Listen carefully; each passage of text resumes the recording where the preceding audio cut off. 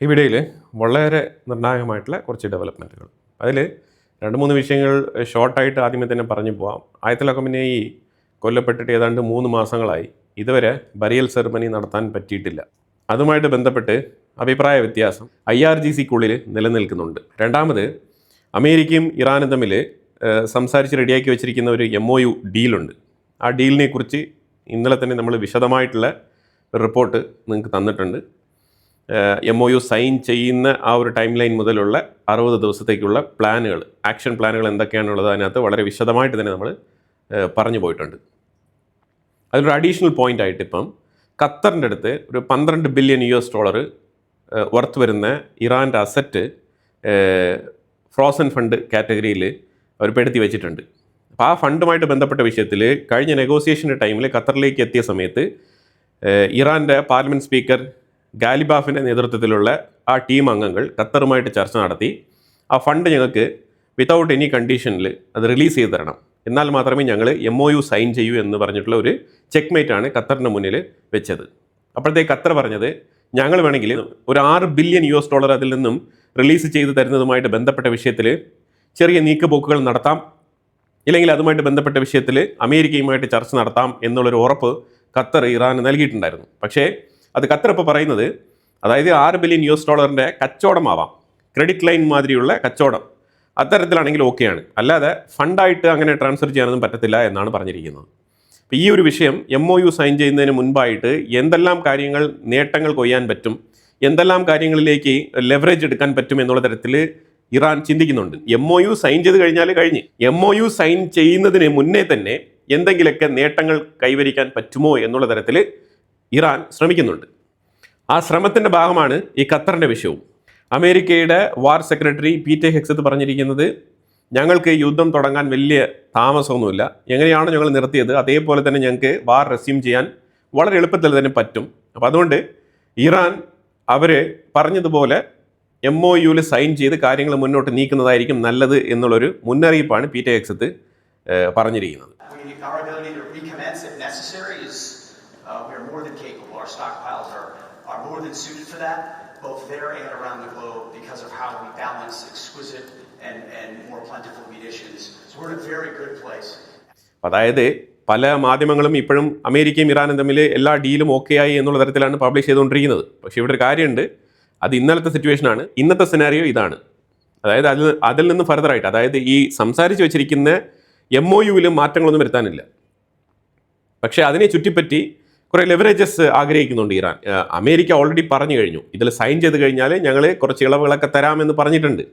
പക്ഷെ അത് ഇപ്പം തന്നെ മുൻകൂട്ടി തന്നെ വേണം എന്നുള്ള ആഗ്രഹമാണ് ഇറാനുള്ളത്. കാരണം പരസ്പര വിശ്വാസമില്ല, അമേരിക്കയെ ഇറാന് വിശ്വാസമില്ല എന്നുള്ളത് അവർ പലതവണ ഓപ്പണായിട്ട് പറയുന്നുണ്ട്. അപ്പോൾ അവർ പ്രതീക്ഷിക്കുന്നത് MOU ഡീൽ സൈൻ ചെയ്യുന്നതിന് മുന്നേ തന്നെ അമേരിക്ക കുറച്ച് ഫ്ലെക്സിബിലിറ്റി കാണിച്ച് ഏതെങ്കിലും തരത്തിൽ ഒരു വിട്ടുവീഴ്ചയ്ക്ക് തയ്യാറാവണം.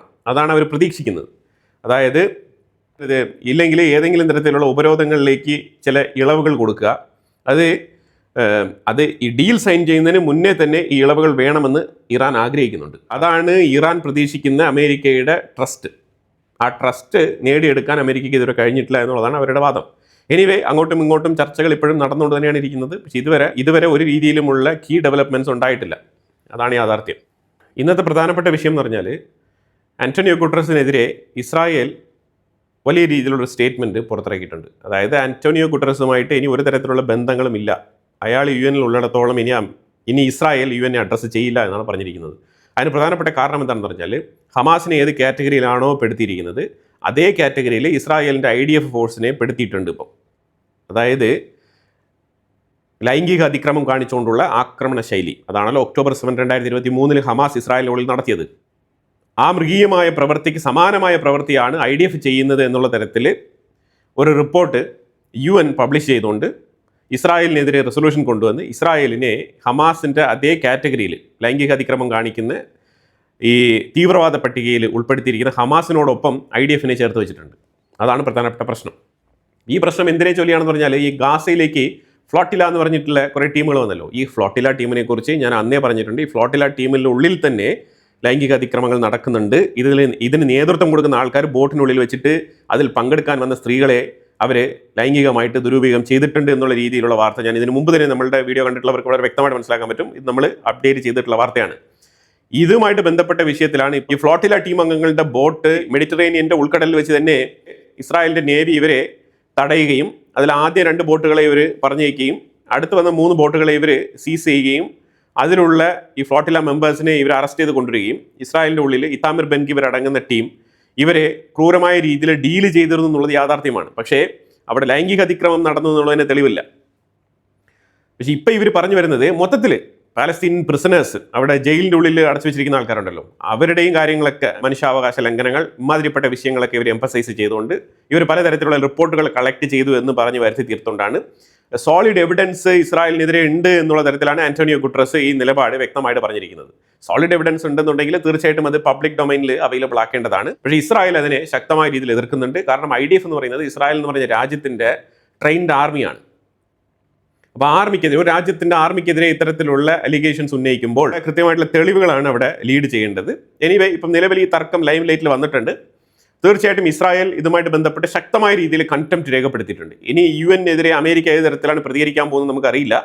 കാരണം അമേരിക്ക ഈ വിഷയത്തിൽ ശക്തമായ രീതിയിൽ UN-നെതിരെ സ്റ്റേറ്റ്മെന്റ് ഇറക്കാനും അതേപോലെ തന്നെ UN-നെതിരെ പ്രതികരിക്കാനും സാധ്യതയുണ്ട്. പിന്നെ UN ഇസ്രായേലിനെതിരെ ഇത്തരത്തിലുള്ള സ്റ്റേറ്റ്മെന്റ് കൊണ്ടുവരാനുള്ള ഒരു റൈറ്റും ഇല്ല.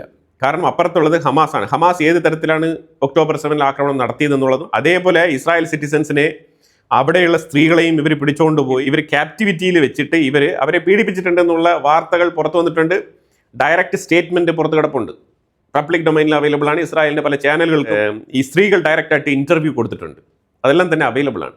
അപ്പോൾ എന്തായാലും UN-ന്റെ നിലപാടിനെ ഒരുപറ്റം രാജ്യങ്ങൾ എതിർക്കുന്നുണ്ട്, കുറച്ച് രാജ്യങ്ങൾ അതിനെ ശരിവെക്കുന്നുണ്ട്, ചില രാജ്യങ്ങൾ ന്യൂട്രലാണ്. ഇതാണ് ഇപ്പോൾ നിലവിലെ സാഹചര്യം. അമേരിക്ക പറഞ്ഞിരിക്കുന്നത് ഇറാൻ ഡീലിൽ സൈൻ ചെയ്യുന്നത് വരെ സ്ട്രേറ്റ് ഓഫ് ഹോർമൂസിലെ ബ്ലോക്കേഡ് തുടരും എന്നാണ് പറഞ്ഞിരിക്കുന്നത്. ഇനി നമ്മൾ വളരെ വളരെ ഇമ്പോർട്ടൻ്റ് ആയിട്ടുള്ള ഒരു വിഷയമാണ് ഇന്ത്യയുമായിട്ട് ബന്ധപ്പെട്ട ഒരു വിഷയം, പ്രത്യേകിച്ച് വെസ്റ്റ് ബംഗാളുമായിട്ട് ബന്ധപ്പെട്ട വിഷയം. വെസ്റ്റ് ബംഗാളിൻ്റെ ഉള്ളിൽ ഈ SIR നടപ്പിലാക്കിയതിനെ തുടർന്ന്, അതായത് SIR എന്ന് പറഞ്ഞ ആ ഒരു രജിസ്ട്രേഷൻ നടപ്പിലാക്കിയതിനെ തുടർന്ന് 30 ലക്ഷം പേരെ വോട്ടർ പട്ടികയിൽ നിന്ന് ഒഴിവാക്കിയിട്ടുണ്ടായിരുന്നു ഗവൺമെൻറ്, അല്ലെങ്കിൽ ഇലക്ഷൻ കമ്മീഷൻ ഒഴിവാക്കിയിട്ടുണ്ടായിരുന്നു. അപ്പോൾ ഈ 30 ലക്ഷം ആൾക്കാരെയും കൃത്യമായിട്ടുള്ള രേഖകളില്ലാതെ ഈ വോട്ടർ പട്ടികയിൽ കൊള്ളിച്ചിരുന്നത് ആരാണെന്നുള്ള ചോദ്യത്തിന് ഞാനൊന്നും പറയുന്നില്ല, നിങ്ങൾ തന്നെ ഉത്തരം കണ്ടെത്തിയാൽ മതി. കാരണം ഇതിനു മുമ്പ് അവിടെ ഭരിച്ചിരുന്ന ആൾക്കാർ തന്നെയാണ് ഇതിൻ്റെ ഉത്തരവാദികൾ. അപ്പോൾ ഈ സാഹചര്യത്തിൽ ഇപ്പോൾ അവിടെ ഭരിച്ചുകൊണ്ടിരിക്കുന്ന സുവേന്ദു അധികാരി എന്ന് പറഞ്ഞ വെസ്റ്റ് ബംഗാളിൻ്റെ ചീഫ് മിനിസ്റ്റർ ഏതാണ്ട് 750ഓളം ഏക്കർ ലാൻഡ് ഇപ്പോൾ ബോർഡർ സെക്യൂർ ചെയ്യാൻ വേണ്ടിയിട്ട്, ഫെൻസിങ് അടിക്കാൻ വേണ്ടിയിട്ട് കൈമാറിയിട്ടുണ്ട്. BSF-ന്, സെൻട്രൽ ഗവൺമെൻറ്റിന് കൈമാറിയിരിക്കുകയാണ്. ഈ സാഹചര്യത്തിൽ പ്രത്യേകിച്ച് 24 നോർത്ത് പർഗനാസ് എന്ന് പറഞ്ഞ ആ ഒരു ഡിസ്ട്രിക്റ്റിൽ, പ്രത്യേകിച്ച് ഹക്കിംപൂർ ചെക്ക് പോസ്റ്റിൽ വൻ ജനാവലിയാണ്. ഈ ജനാവലി എന്തിനാണെന്ന് പറഞ്ഞാൽ ഇന്ത്യയിൽ നിന്നും അനധികൃത കുടിയേറ്റക്കാർ, ബംഗ്ലാദേശികളായിട്ടുള്ള അനധികൃത കുടിയേറ്റക്കാർ ബോർഡർ ക്രോസ് ചെയ്യാൻ വേണ്ടിയിട്ട് അവരുടെ ഭാര്യയും മക്കളെയൊക്കെ വിളിച്ചുകൊണ്ട് ബോർഡറിൽ ക്യൂ നിൽക്കുകയാണ്. അതിൻ്റെ തിക്കും തിരക്കിൻ്റെയൊക്കെ വീഡിയോ ഫുട്ടേജസൊക്കെ അവൈലബിൾ ആണ്. ഇതൊന്നും പഴയതൊന്നുമല്ല, ഇതൊക്കെ ലേറ്റസ്റ്റ് ആയിട്ടുള്ള ഫുട്ടേജസാണ്. അപ്പോൾ ഇവിടെ കൃത്യമായിട്ട് ടെലിവിഷൻ ഇവിടെ കൃത്യമായിട്ട് പല മീഡിയ ചെന്നിട്ട് ഇൻ്റർവ്യൂ എടുക്കുന്നുണ്ട്. ഈ ചെക്ക് പോസ്റ്റിലൂടെ ബോർഡർ കടക്കാൻ നിൽക്കുന്ന ആൾക്കാരുടെ അടുത്ത് ചോദിക്കുകയാണ്, എന്തുകൊണ്ടാണ് നിങ്ങൾ ഈ ബോർഡർ ക്രോസ് ചെയ്യാൻ വന്ന് നിൽക്കുന്നത്, എന്താണ് നിങ്ങളുടെ സാഹചര്യം, എന്ത് സാഹചര്യമാണ് നിങ്ങളെ ഈ ബോർഡറിലേക്ക് എത്തിച്ചത് എന്നുള്ള ചോദ്യങ്ങളൊക്കെ ഉന്നയിക്കുമ്പോൾ അവർ പറയുന്നത്, ഞങ്ങളുടെ ആധാർ കാർഡ് വരെ ഞങ്ങൾ കളഞ്ഞിട്ടാണ് ഞങ്ങൾ പോകുന്നത്. അപ്പോൾ ചോദ്യം ഉന്നയിക്കപ്പെടുന്നത്, ആധാർ കാർഡ് നിങ്ങൾക്ക് ആരാണ് തന്നത്? ആധാർ കാർഡ് മമതാ ബാനർജി തന്നതാണ് എന്നാണ് അവർ പറയുന്നത്. ഇതൊക്കെ ഡയറക്റ്റായിട്ട് അവിടെ നിൽക്കുന്ന ആൾക്കാർ പറയുന്ന സ്റ്റേറ്റ്മെൻറ്റുകളാണ്, മാധ്യമങ്ങളിൽ അവൈലബിൾ ആണ്. അപ്പോൾ എന്തുകൊണ്ട് ഇപ്പം നിങ്ങളത് ഒഴിവാക്കിയിട്ട് പോകുന്നു എന്ന് പറഞ്ഞു കഴിഞ്ഞാൽ, ഇപ്പം നിലവിലെ ഗവൺമെൻറ്, പഴയ ഗവൺമെൻറ്റിന് ഒരു പദ്ധതി ഉണ്ടായിരുന്നു, ലക്ഷ്മി ബന്ധ് എന്ന് പറഞ്ഞിട്ടുള്ള ഒരു പദ്ധതി. ഈ പദ്ധതിയിലൂടെ സ്ത്രീകൾക്ക് 2000-2500 വെച്ചിട്ട് മന്ത്ലി അവർക്ക് ബാങ്ക് ത്രൂ ഡയറക്റ്റ് ആയിട്ട് ക്രെഡിറ്റ് ആക്കി കൊടുക്കുമായിരുന്നു, D2D ക്രെഡിറ്റ് വെച്ച് കൊടുക്കുമായിരുന്നു. ഇപ്പോൾ അതേ പ്രോഗ്രാം തന്നെ അന്നപൂർണ യോജന എന്ന് പറഞ്ഞിട്ട് ഈ ഇപ്പം നിലവിലെ BJP സർക്കാർ, സുവേന്ദു അധികാരിയുടെ BJP സർക്കാർ അത് നടപ്പിലാക്കുന്നുണ്ട്. അത് നിർത്തലാക്കിയിട്ടില്ല. പക്ഷെ നടപ്പിലാക്കുമ്പോൾ ഈ SIR ലിസ്റ്റിൽ വോട്ടവകാശമുള്ള ആൾക്കാർക്ക് മാത്രമേ ഈ ഫണ്ട് കിട്ടുകയുള്ളൂ, ബാക്കിയുള്ളവർക്ക് ഈ ഫണ്ട് കിട്ടുകയില്ല. അപ്പം ഇത് പല രീതിയിലും അവിടുത്തെ ഇല്ലീഗലായിട്ട് കടന്നു കയറി രാജ്യത്തിനുള്ളിൽ വന്ന് താമസിക്കുന്ന ബംഗ്ലാദേശികളെ വല്ലാത്ത രീതിയിൽ അസ്വസ്ഥരാക്കിയിട്ടുണ്ടെന്ന് പറഞ്ഞാൽ ഫണ്ട് കിട്ടുന്നില്ല എന്നുള്ളത് ഒന്നാമത്തെ കാര്യം. കാരണം നമ്മൾ മനസ്സിലാക്കേണ്ടത്, ഈ ബംഗ്ലാദേശിലുള്ള ആൾക്കാർ ഇന്ത്യക്കുള്ളിൽ കടന്നു കയറി വന്ന് താമസിക്കാനുള്ള കാരണം എന്താണ്? അവർക്ക് ഇന്ത്യയിലുള്ള ആനുകൂല്യങ്ങൾ, റേഷൻ കിട്ടണം, BPL കാർഡ് കിട്ടണം, അവർക്ക് ആധാർ കാർഡ് കിട്ടണം, അവർക്ക് ഇതേപോലെ ഗവൺമെൻറ് കൊടുക്കുന്ന കംപ്ലീറ്റ് സബ്സിഡിയും അവർക്ക് അവൈലബിൾ ആക്കണം. എവിടെയെങ്കിലും കുറച്ച് കൃഷിഭൂമി കാണിച്ചിട്ട് അവിടത്തേക്കും ലോൺ കിട്ടണം, സബ്സിഡി ലോൺ കിട്ടണം. അതുപോലെ മാസം മാസം ഇതേപോലെ കിട്ടുന്ന സ്ത്രീകൾക്ക് കിട്ടുന്ന പൈസ എന്നുള്ള നിലയിൽ ഇത്തരത്തിലുള്ള പൈസകൾ വാങ്ങിച്ചെടുക്കണം. ഗ്യാസിന് സബ്സിഡി വേണം, സുഖമായി ജീവിക്കണം, കുട്ടികൾക്ക് ഫ്രീ എഡ്യൂക്കേഷൻ, ഇതെല്ലാം വേണമല്ലോ. അപ്പോൾ ഇത്തരത്തിലുള്ള ഫെസിലിറ്റീസിന് അവർ ബോർഡർ ക്രോസ് ചെയ്ത് വന്ന് ഇവിടെ താമസിക്കുന്നത്. അല്ലാതെ ഇന്ത്യയോടുള്ള മമത കൊണ്ടല്ല, മമതയോടുള്ള മമത കൊണ്ടാണോ എന്നുള്ളത് നമുക്കറിയില്ല. പക്ഷേ ഇത്തരത്തിലാണ് അവർ ഇന്ത്യക്കുള്ളിൽ വന്ന് താമസിക്കുന്നത്. ഈ സാഹചര്യത്തിലാണ് ഈ പുതിയ മാറി വന്ന ഗവൺമെൻറ് ഈ 30 ലക്ഷം ആൾക്കാരെയും ഇത്തരത്തിലുള്ള ഗവൺമെൻറ് സബ്സിഡി പദ്ധതികളിൽ നിന്നും ഒഴിവാക്കി നിർത്തിയിരിക്കുകയാണ്. ഇത് വല്ലാത്ത രീതിയിൽ അവർക്ക് ബുദ്ധിമുട്ടുണ്ടാക്കുന്നുണ്ട്. ഇത്തരത്തിലുള്ള ആനുകൂല്യങ്ങളൊന്നും ഇല്ലാതെ ഇന്ത്യക്കുള്ളിൽ അവർക്ക് കഴിഞ്ഞുകൂടാൻ ബുദ്ധിമുട്ടുമുണ്ട്. അപ്പോൾ ഇതുകൊണ്ടാണ് അവർ ബോർഡർ ക്രോസ് ചെയ്ത് പോകുന്നത്. അതിലുപരിയായിട്ട് പിന്നീട് ഇവരുടെ അവകാശങ്ങൾ നഷ്ടപ്പെട്ട് കഴിഞ്ഞാൽ ഇവർ ഇന്ത്യൻ സിറ്റിസൺ അല്ലാതായി തീരുകയാണ്. ഇന്ത്യൻ സിറ്റിസൺ അല്ലാതായി തീരുമ്പോൾ ഉണ്ടാകുന്ന ഒരു പേടിയും, ഗവൺമെൻറ് ഏത് തരത്തിലുള്ള നടപടി എടുക്കും എന്നുള്ളതിനെക്കുറിച്ച് അവർക്ക് ഒരു ക്ലാരിറ്റിയും ഇല്ല. അതുകൊണ്ടാണ് അവർ നാട് വിടുന്നത്. എത്രയും വേഗം നമ്മളുടെ സ്വന്തം രാജ്യത്തേക്ക് മടങ്ങി പോവാം, ഒന്നുമില്ലെങ്കിൽ നമ്മളുടെ വീടും സ്ഥലവും അവിടെ കിടക്കില്ലേ എന്ന് പറഞ്ഞിട്ട് ഇവർ ഇവിടെ നിന്ന് നാട് വിടാൻ തീരുമാനിച്ചിരിക്കുന്നത്. അങ്ങനെയാണ് ഈ ഹക്കീംപൂർ ചെക്ക് പോസ്റ്റിൽ മാത്രം തിരക്ക് അനുഭവപ്പെടുന്നത്. ഇവിടെ ഒരു പ്രശ്നം എന്താണെന്ന് പറഞ്ഞാൽ, ബംഗ്ലാദേശ് ഗവൺമെൻറ് ഇപ്പോൾ ഇവരെ ഏറ്റെടുക്കാൻ തയ്യാറല്ല. ബംഗ്ലാദേശ് ഗവൺമെൻറ് ഇവരെ കൃത്യമായിട്ട് ഇൻവെസ്റ്റിഗേഷൻ നടത്തി ഇവരുടെ പൂർവികർ അല്ലെങ്കിൽ ഇവരുടെ ആൻസസ്റ്റേഴ്സ് അല്ലെങ്കിൽ ഇവരുടെ ലൊക്കേഷൻ, ഇവർ താമസിച്ചിരുന്ന വില്ലേജ്, ഗ്രാമം, ഇതിൻ്റെയൊക്കെ കൃത്യമായിട്ടുള്ള വിവരശേഖരണങ്ങൾ, അതുമായിട്ട് ബന്ധപ്പെട്ട ചോദ്യങ്ങൾ ഇവരുടെ ചോദിച്ചു കഴിഞ്ഞാൽ അതിൽ നിന്നും കിട്ടുന്ന ഉത്തരം വെച്ചിട്ട് തന്നെ ഇവരുടെ സ്ഥലം ഏതാണെന്ന് അവർക്ക് കണ്ടെത്താൻ കഴിയും. പക്ഷേ അതിന് തയ്യാറാകുന്നില്ല ബംഗ്ലാദേശ് ഗവൺമെൻറ്. അതിന് പകരം ബംഗ്ലാദേശ് ഗവൺമെൻറ് ഇപ്പോൾ പറഞ്ഞുകൊണ്ടിരിക്കുന്നത് വെച്ചാൽ ഇവർ ഞങ്ങളുടെ സിറ്റിസൺസ് അല്ല, ഞങ്ങൾക്ക് ഇവരെ ഏറ്റെടുക്കാൻ കഴിയില്ല എന്നുള്ള നിലപാടാണ് ബംഗ്ലാദേശ് ഗവൺമെൻറ്. അതുകൊണ്ട് ഇപ്പോൾ ബോർഡറിലെ BSF എന്താണ് ചെയ്യുന്നത് പറഞ്ഞാൽ, ഇവർക്ക് ബോർഡറിൻ്റെ അടുത്ത് തന്നെ ഒരു ഡീറ്റെയിൻ സെൻറ്റർ തയ്യാറാക്കി ഇവരെ ഇന്നലേക്ക് ഇപ്പോൾ 1750 പേരെ ഇപ്പോൾ ഡീറ്റെയിൻ സെൻറ്ററിൽ ഇന്നലെ ഡീറ്റെയിൻ ചെയ്ത് വെച്ചിരിക്കുകയാണ്. ഇവിടെയൊക്കെ മനുഷ്യാവകാശ പ്രശ്നങ്ങൾ എന്നൊക്കെ പറഞ്ഞുകൊണ്ട് ചില ആൾക്കാർ, ഗ്ലോബൽ ഹ്യൂമാനിറ്റേറിയൻ കൗൺസിലിൽ നിന്നൊക്കെ ആൾക്കാർ വരുന്നുണ്ട്. അവർ ഇന്ത്യയിൽ ഡിസ്ക്രിമിനേഷൻ നടക്കുന്നു എന്നൊക്കെ പറയുന്നുണ്ട്. ഇവിടെ എലൈൻ പിയേഴ്സൺ എന്ന് പറഞ്ഞ ഹ്യൂമൻ റൈറ്റ്സ് പ്രവർത്തകൻ ഇതുമായിട്ട് ബന്ധപ്പെട്ട് വിസിൽ ബ്ലോവർ ആകുന്നുണ്ട്. പക്ഷേ ആരൊക്കെ എന്തൊക്കെ തരത്തിൽ ബ്ലോവർ ആയാലും ഇന്ത്യയുടെ സെക്യൂരിറ്റി ഉറപ്പുവരുത്താൻ വേണ്ടിയിട്ട് ചെയ്യേണ്ട കാര്യങ്ങൾ ഇന്ത്യക്ക് ചെയ്യാതിരിക്കാൻ പറ്റില്ല. അപ്പോൾ അതുകൊണ്ട് ഇന്ത്യ ഈ വിഷയത്തിൽ ശക്തമായിട്ടുള്ള നിലപാടെടുത്ത് മുന്നോട്ട് പോവുകയാണ്. 30 ലക്ഷം ആൾക്കാരെ ഓൾമോസ്റ്റ് നമ്മൾ പുറത്താക്കും എന്നുള്ളൊരവസ്ഥയാണ് ഇപ്പോൾ നിലവിലുള്ളത്. ഇതിനകത്ത് 30 ലക്ഷം പോകുന്നില്ലെങ്കിലും ഒരു 20 ലക്ഷം ആൾക്കാർ എന്തായാലും ബംഗ്ലാദേശികൾ ഇന്ത്യ വിട്ട് പോകേണ്ടി വരും. तुम लोग सब लोग बांग्लादेशी हैं, तुम लोग बांग्लादेशी है, तुम लोग घुसपैठी लोग हैं, तुम लोग इधर क्यों आए, इधर क्यों आए, असम से क्यों आए इधर काम करने के लिए, वहां से यहाँ रुको, अभी पुलिस आएगा, पुलिस को बताओ, बजरंग दल वाले आएंगे, बताओ. बांग्लादेशी लोग घुसपैठी लोग हैं, तुम लोग उधर भगा रहे करके इधर छुप के आए हो, तुम लोग उधर सब भगा रहे हैं ना गवर्नमेंट. रुको तुम लोग उधर से भगा रहे करके इधर आए हो, काम के लिए आए हैं, इधर काम के लिए.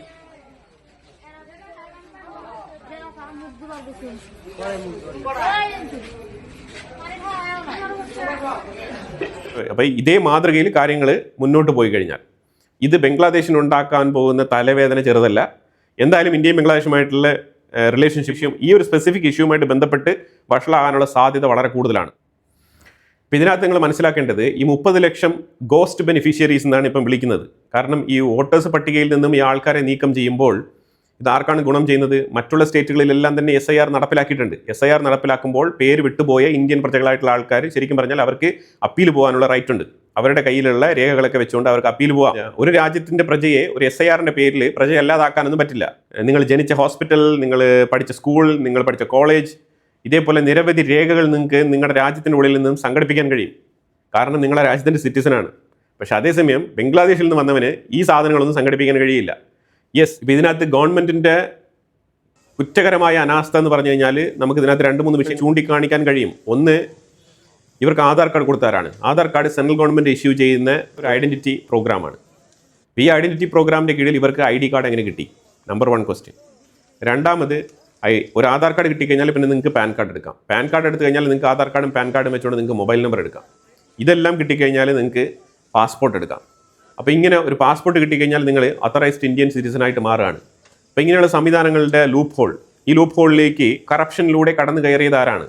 ശരിക്കും പറഞ്ഞാൽ പ്രധാനമായിട്ടും ഇതിൽ നമ്മൾ അന്വേഷിച്ച് കഴിഞ്ഞാൽ VO, വില്ലേജ് ഓഫീസേഴ്സിൻ്റെ കയ്യിലാണ് ഇതിനകത്ത് ഏറ്റവും കൂടുതൽ പിഴവ് പറ്റിയിരിക്കുന്നത് എന്നാണ് മനസ്സിലാക്കാൻ പറ്റുന്നത്. കാരണം ഇവർ കൊടുക്കുന്ന പേപ്പറുകൾക്ക് വാലിഡിറ്റി ഉണ്ട്.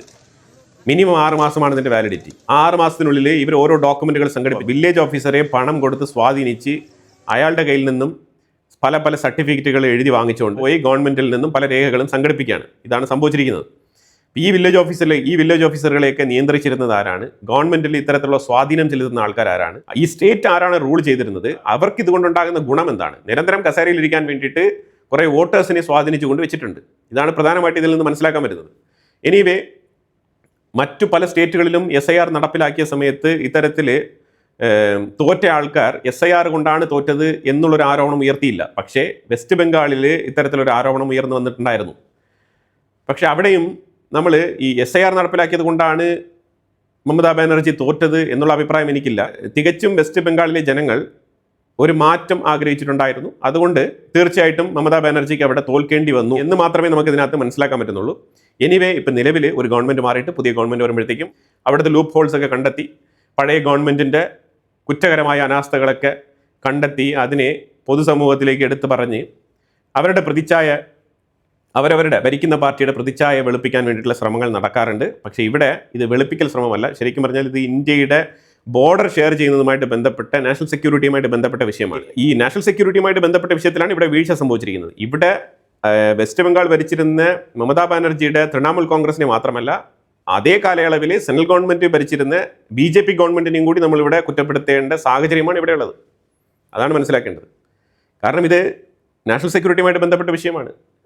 ഇതേ ബോർഡറിലൂടെ ബംഗ്ലാദേശിൻ്റെ ഉള്ളിൽ നിന്ന് തീവ്രവാദി ബോർഡർ കടന്നു വന്ന് സുഖമായിട്ട് ഇന്ത്യക്കുള്ളിൽ UPയിലുള്ള ദിയോബന്ദ് എന്ന് പറഞ്ഞ താലിബാനികളുടെ സപ്പോർട്ടേഴ്സായിട്ടുള്ള ദിയോബന്ദ് ആസ്ഥാനം വരെ സന്ദർശിച്ച് മടങ്ങിപ്പോയിട്ടുണ്ട്. താലിബാൻ്റെ ഫോറിൻ മിനിസ്റ്റർ വന്നപ്പോഴും പുള്ളിക്കാരൻ സന്ദർശിച്ചത് ദിയോബന്ദിൻ്റെ ആ ഒരു മോസ്ക് നിലനിൽക്കുന്ന ഹെഡ് ഓഫീസാണ് അവർ സന്ദർശിച്ചത്. അവിടെ വൻ സ്വീകരണമായിരുന്നു താലിബാന്. അത് നമ്മൾ മറക്കാൻ പാടില്ല. സെൻട്രൽ ഗവൺമെൻറ് അഫ്ഗാനിസ്ഥാനെ അനുകൂലിക്കുന്നു എന്ന് പറഞ്ഞിട്ട് തീവ്രവാദത്തിനെ നമുക്ക് അനുകൂലിക്കാൻ പറ്റില്ലല്ലോ. Strategic partnership, foreign relationship, diplomatic, ഇന്ത്യയുടെ സ്ട്രാറ്റജിക്കൽ ഓട്ടോണമി, ഇതെല്ലാം വേറൊരു തരത്തിൽ സഞ്ചരിക്കുമ്പോൾ ശരിക്കും തീവ്രവാദമുണ്ടോ താലിബാനിൽ ചോദിച്ചാൽ താലിബാൻ ഒരു തീവ്രവാദ സംഘടന തന്നെയാണ്. അതിൽ യാതൊരു മാറ്റമില്ല. ആ താലിബാൻ്റെ സ്വാധീനം ദിയോബന്ദിലുണ്ട്. ആ ദിയോബന്ദുമായിട്ട് പല തീവ്രവാദ സംഘടനകൾക്കും ബന്ധമുണ്ടെന്നുള്ളതാണ് നമ്മൾ മനസ്സിലാക്കേണ്ടത്. ഇപ്പം നിങ്ങൾ നോക്കൂ, ഈ 30 ലക്ഷം പേർക്കും മമതാ ബാനർജി 2500 അല്ലെങ്കിൽ 3000 വെച്ചിട്ട് ലക്ഷ്മി ബന്ദ് എന്ന് പറഞ്ഞ ആ ഒരു പ്രോഗ്രാം, ആ ഒരു പദ്ധതിയിലൂടെ 30 ലക്ഷം പേർക്ക് പണം കൊടുക്കുകയാണ്. For sake of an argument 2000 rupee into 30 lakh കണക്കൂട്ടി നോക്കൂ. അത്ര ഭീമമായ തുകയാണ്. ഇതാരുടെ പണം? പൊതുജനങ്ങളുടെ ടാക്സിൽ നിന്നും കിട്ടുന്ന പണമല്ലേ? ആ ഏരിയയിലാണ് കൃത്യമായിട്ട് ഈ സുവേന്ദു അധികാരി എന്ന് പറഞ്ഞ ഈ പുതിയ CM ആ 30 ലക്ഷം ഗോസ്റ്റ് ബെനിഫിഷ്യറിയെ കട്ട് ചെയ്തിരിക്കുന്നത്. ഇതാണ് ഗോസ്റ്റ് ബെനിഫിഷ്യറി എന്ന് പറയുന്നത്. അതായത് പലരും ഒരു സ്ഥലത്ത് വാടക വീട്ടിൽ താമസിച്ചിട്ട് മറ്റേ സ്ഥലത്തേക്ക് മാറിപ്പോയ ആൾക്കാരുടെ പേര് വരെ ഈ ലിസ്റ്റിലുണ്ട്. പലരും മരണപ്പെട്ട ആൾക്കാർ ഈ ലിസ്റ്റിലുണ്ട്. അവരിപ്പോഴും പണം കൈപ്പറ്റിക്കൊണ്ടിരിക്കുകയാണ്. അവരുടെ മക്കളോ മക്കളുടെ മക്കളോ അവരൊക്കെ പണം കൈപ്പറ്റിക്കൊണ്ടിരിക്കുകയാണ്. മരിച്ചുപോയ ആൾക്കാരുടെ പേരിലൊക്കെ സ്ത്രീകൾക്ക് ഈ ലക്ഷ്മി ബന്ദ് എന്ന് പറഞ്ഞ ആ ഒരു പദ്ധതിയുടെ പേരിൽ പണം പൊയ്ക്കൊണ്ടിരിക്കുകയാണ്. ഇതിനെയാണ് ഗോസ്റ്റ് ബെനിഫിഷ്യറി എന്ന് പറയുന്നത്. ഇത്തരത്തിലുള്ള കാര്യങ്ങളെയൊക്കെ ഒഴിവാക്കണം എന്നുണ്ടെങ്കിൽ ക്ലിയർ ആയിട്ടുള്ള അക്കൗണ്ടബിലിറ്റി കൊണ്ടുവരണം. ഈ അക്കൗണ്ടബിലിറ്റി ഈ നിലവിലുള്ള BJP ഗവൺമെൻറ്റെങ്കിലും കൊണ്ടുവരുമോ എന്നുള്ളത് നമുക്കറിയില്ല. ഇതേ മാതൃകയിൽ പല സ്റ്റേറ്റുകളിലും സ്ക്രൂട്ടനൈസ് ചെയ്യപ്പെടേണ്ടതുണ്ട്. മരിച്ചുപോയ ആൾക്കാരുടെ പെൻഷൻ പണം ഇപ്പോഴും കൈപ്പറ്റുന്ന ആൾക്കാരുണ്ടോ എന്നുള്ളതൊക്കെ കണ്ടെത്തേണ്ടതാണ്. അപ്പോൾ ഇപ്പം ഈ വെസ്റ്റ് ബംഗാൾ ഗവൺമെൻറ് DDD അതാണ് നടപ്പിലാക്കുന്നത്. Detect, delete, ഡീപോർട്ട്. ഡിറ്റക്ട് എന്ന് പറഞ്ഞാൽ അനധികൃത കുടിയേറ്റക്കാരനെ കണ്ടെത്തുക. ഡെലീറ്റ്, അവൻ്റെ കയ്യിലിരിക്കുന്ന രേഖകൾ ഗവൺമെൻറ്റുമായിട്ട് ബന്ധപ്പെട്ട രേഖകളാണെന്നുണ്ടെങ്കിൽ അതിനെ ആദ്യം ഇല്ലാതാക്കുക.